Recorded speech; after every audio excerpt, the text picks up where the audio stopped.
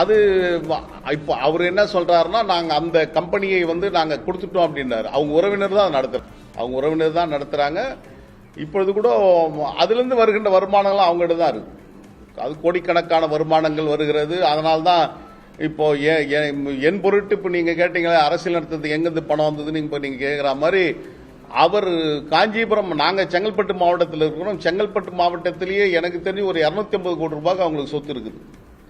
ஹிராநந்தினில ஒரு மிகப்பெரிய அடுக்குமாடி குடியிருப்பு, பெரிய நட்சத்திர விடுதி, ஏறக்குறைய அது ஒரு 5 கோடிக்கு மேல அப்பொழுதே வாங்கியிருக்கிறாங்க.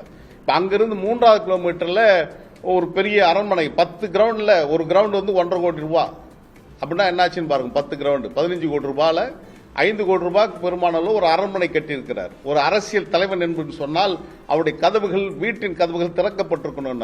ஆனா அவருடைய வீட்டை இப்ப போய் பாருங்க, சுத்தி மின்வேலி அமைக்கப்பட்டு அந்த 10 ஏக்கருக்கும் பெரிய பாதுகாப்போட செய்யப்பட்டு போன வாரம் பால் காட்சி நடந்திருக்கு. யாரும் அழைக்கல, ஏன்னா அது வெளியே செய்தி வந்துடக்கூடாது என்பதற்காக.